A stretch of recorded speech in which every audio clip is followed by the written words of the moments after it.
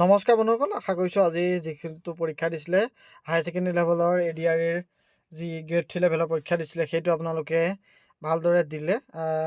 বহুতৰ যাওঁতে অসুবিধা হৈছে, নেটটো কাটি দিয়াৰ কাৰণে মেপ চাব পৰা নাই। অফলাইন মেপ কেনেদৰে চাব এটা শ্বৰ্ট ভিডিঅ' দি থৈছোঁ, আপোনালোকে সকলোৱে চাই ল'ব।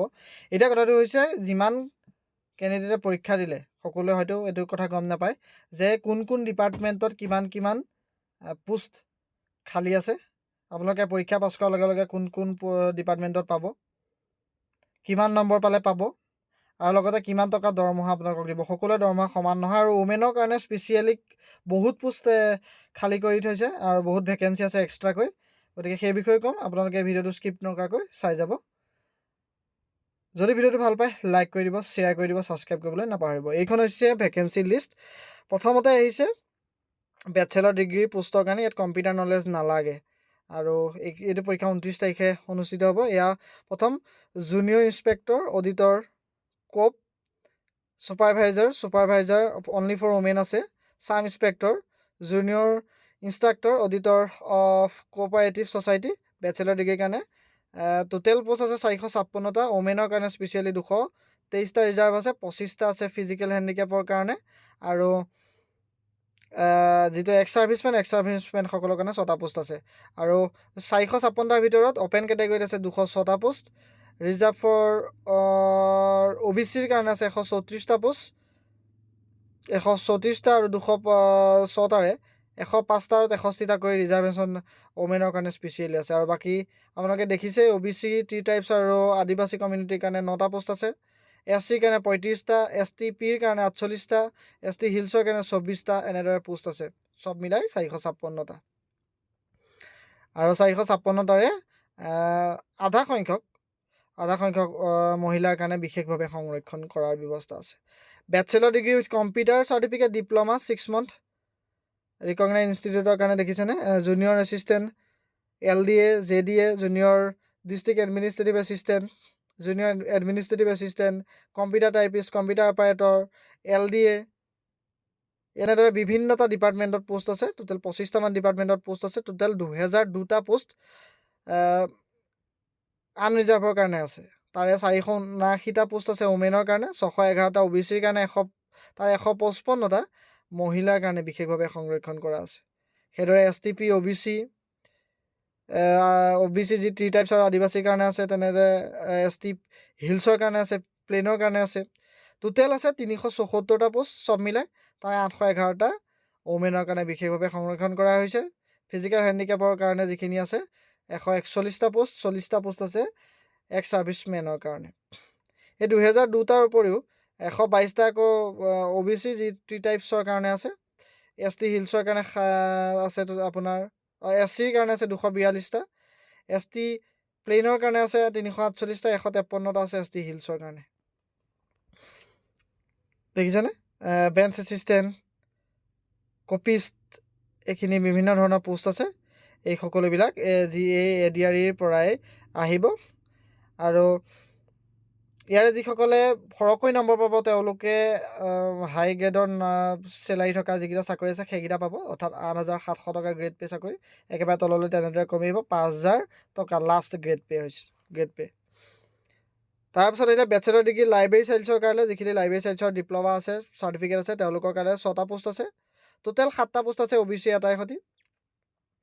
বেচেলৰ ডিগ্ৰী কম্পিউটাৰ চাৰ্টিফিকেট যাৰ আছে, যাৰ ষ্টেন'গ্ৰাফি আছে, তেওঁলোকৰ কাৰণে টোটেল 151টা পোষ্ট খালী আছে। 25টা ওমেনৰ কাৰণে আছে, সকলো ৰিজাৰ্ভেশ্যন আনৰিজাৰ্ভেশ্যন মিলাই। এতিয়া আহিছোঁ হায়াৰ ছেকেণ্ডেৰী লেভেলৰ যিসকলে আজি পৰীক্ষা দিলে তেওঁলোকৰ কাৰণে কিমান পোষ্ট আছে। যিসকল অ'পেন কেটেগৰীত আছে তেওঁলোকে 1458টা আছে, তাৰে 402টা ওমেনৰ কাৰণে আছে, 621টা OBCৰ কাৰণে, 185টা তাৰে ওমেনৰ কাৰণে ৰিজাৰ্ভেশ্যন আছে। 3 টাইপছ আৰু আদিবাসীৰ কাৰণে 26টা পোষ্ট আছে, তাৰে ওমেনৰ কাৰণে 7টা, 181টা SCৰ কাৰণে আছে, তাৰে 50টা ওমেনৰ কাৰণে আছে, 260টা STP, 124টা ST হিলছৰ কাৰণে আছে। টোটেল 2670টা পোষ্ট আছে, তাৰে 754টা বিশেষভাৱে মহিলাৰ কাৰণে সংৰক্ষিত আছে। তাৰে আৰু এক্সট্ৰাকৈ 43টা ফিজিকেলি হেণ্ডিকেপ আৰু 70টা এক্স ছাৰ্ভিচমেনৰ কাৰণে আছে পোষ্ট আছে। আৰু সেইসকলৰ ভিতৰত যিখিনি পোষ্ট আছে মই সেইখিনি আপোনালোকক কৈ দিছোঁ। Agriculture extension assistant, field assistant, counter attendant, record keeper, CO video' এইখিনি বিভিন্ন ধৰণৰ পোষ্ট আছে দেখিছেনে ফৰমেন আছে এনফৰ্চমেণ্ট চেকাৰ আছে এছিষ্টেণ্ট এনফৰ্চমেণ্ট ইনস্পেক্টৰ আছে মেট্ৰন আছে এইখিনি আছে তাৰপাছত আছে আপোনাৰ হায়াৰ ছেকেণ্ডেৰী ছায়েন্সৰ কাৰণে যিখিনি ফটোগ্ৰাফিক এছিষ্টেণ্ট 368টা অ'পেন কেটেগৰীত আছে টোটেল 578টা আছে সব কেটেগৰী মিলাই আৰু 114টা ৰিজাৰ্ভ ফৰ মেনৰ কাৰণে আছে ড্ৰাইভাৰ আৰু যিখিনি প্ৰচেছ চাৰ্ভাৰ টোটেল 310টা পোষ্ট আছে 2টা ওমেনৰ কাৰণে ৰিজাৰ্ভেশ্যন আছে আৰু অ'পেন কেটেগৰীৰ কাৰণে 225টা চিট আছে 42টা OBC তেনেদৰে এইকেইটা দেখিছেনে গ্ৰেণ্ড টোটেল আপোনালোকৰ পোষ্ট যদি চাবলৈ যাওঁ গ্ৰেড 3 লেভেলৰ যিটো পৰীক্ষা সেই গ্ৰেড 3 লেভেলৰ পৰীক্ষাটোৰ কাৰণে 7650টা পোষ্ট আছে আৰু তাৰে 1929টা মহিলাৰ কাৰণে বিশেষভাৱে সংৰক্ষিত আছে অতিৰিক্তভাৱে বিশেষভাৱে সক্ষম যিসকল ফিজিকেলি ডিজেবল কেণ্ডিডেট আছে তেওঁলোকৰ কাৰণে 215টা আৰু এক্স ছাৰ্ভিচমেনৰ কাৰণে 117টা আছে পোষ্ট এইখিনি হৈছে পোষ্ট ডিটেইলছ এইখিনি হৈছে ডিপাৰ্টমেণ্ট এইকেইটা ডিপাৰ্টমেণ্টতে আপোনালোকে কাট অফ অনুযায়ী চিট পাব চাকৰি পাব আৰু যাৰ কাট অফ ওপৰত থাকিব তেওঁলোকে হেভি গ্ৰেডৰ যিকেইটা চাকৰি গ্ৰেড পে যিটো 8700 টকা গ্ৰেড পে কৈছে সেই 8700 টকা গ্ৰেড পে চাকৰিকেইটা পাই যাব তেনেদৰে আহিব আৰু হায়াৰ ছেকেণ্ডেৰী লেভেলৰ যিখিনি গ্ৰেড 3 চাকৰি আছে সেইসকলৰ কাৰণে 5000ৰ পৰা 5600 টকা গ্ৰেড পে চাকৰিকেইটা তেওঁলোকে প্ৰভাইড কৰিব আৰু যিটো বেছিক পে সেইটো 14000 থাকিব সকলোৱে 14000 থাকিব তাৰ লগত 8700 টকা যিটো গ্ৰেড পে 5000 টকা যিটো গ্ৰেড পে 5600 টকা যিটো গ্ৰেড পে 6200 টকা যিটো গ্ৰেড পে সেইখিনি কাট অফৰ ওপৰত ভিত্তি কৰি আপোনালোকে যিমান নম্বৰ পাব সেই কাট অফৰ ওপৰত ভিত্তি কৰি আপোনালোকৰ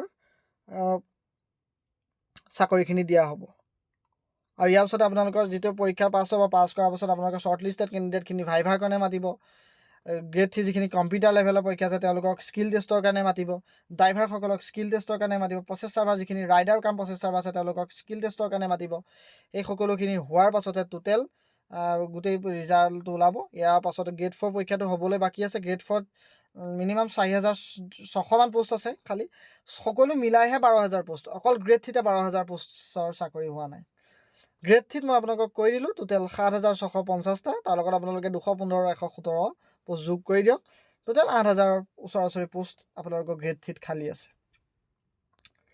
আৰু বিশেষভাৱে ওমেনৰ কাৰণে এইটো ভাল কথা মহিলাসকলৰ কাৰণে বিশেষভাৱে 1929টা পোষ্ট বিশেষভাৱে আছে তাৰোপৰি তেওঁলোকে মেৰিট লিষ্টতো আহিব কিন্তু বিশেষভাৱে ওমেনৰ কাৰণে সেই 1929টা পোষ্টটো বিশেষভাৱে তেওঁলোকৰ অতিৰিক্তভাৱে তেওঁলোকৰ কাৰণে আছে এইখিনি আছিলে ভিডিঅ' আপোনালোকে কাইলৈ এডমিট কাৰ্ড আপোনালোকক প্ৰদান কৰা হ'ব লিংকটো আপোনালোকক দি থোৱা আছে একেই থাকিব একেটা লিংকেই হয় তাত আপোনালোকৰ খালি ডাউনলোড এডমিট কাৰ্ড যিটো HSSLC বুলি যিটো হায়াৰ ছেকেণ্ডেৰী লেভেলৰ গ্ৰেড 3 পেপাৰৰ কথা আছে তাত আপোনালোকৰ গ্ৰেজুৱেট লেভেলৰ পেপাৰখন তলতে আহি যোৱাৰ পিছত আপোনালোকে লিংক 3টাৰ ভিতৰত যিকোনো এটা ক্লিক কৰিব ক্লিক কৰাৰ পিছত এপ্লিকেশ্যন নম্বৰ পাছৱৰ্ড ভৰাই পেলাই লগ ইন কৰাৰ লগে লগে এডমিটটো ডাউনলোড কৰিব পাৰিব যদি কেনেবাকৈ পাছৱৰ্ডটো পাহৰি গৈছে ফৰগট পাছৱৰ্ডত আপোনালোকে ক্লিক কৰি দিব অতি সহজ আপোনালোকে যিটো কণ্টেক্ট নাম্বাৰ এতিয়া ডিছপ্লে হৈ দেখিলেনে সেই কণ্টেক্ট নাম্বাৰটো আপোনালোকে হেল্পলাইন নাম্বাৰটো আপোনালোকে ফোন কৰি আপোনালোকে হেল্প ল'ব পাৰে কিবা ধৰক লগ ইনৰ অসুবিধা হৈ যাব পাৰে তাৰপিছত আপোনালোকে যদি ফৰগট পাছৱৰ্ড মানে মোবাইল নাম্বাৰ আৰু ডেট অফ বাৰ্থটো দিয়াৰ লগে লগে আপোনালোকৰ মোবাইললৈ OTP যোগেদি আহি যাব আৰু স্ক্ৰীণতে আপোনালোকে ওলাই যাব আপোনালোকৰ পাছৱৰ্ডটো এপ্লিকেশ্যন নাম্বাৰ তাৰপিছত পাছৱৰ্ডটো ভৰাই আপোনালোকে লগ ইন কৰি দিয়াৰ লগে লগে আপোনালোকৰ ডেছবৰ্ডটো ওলাই যাব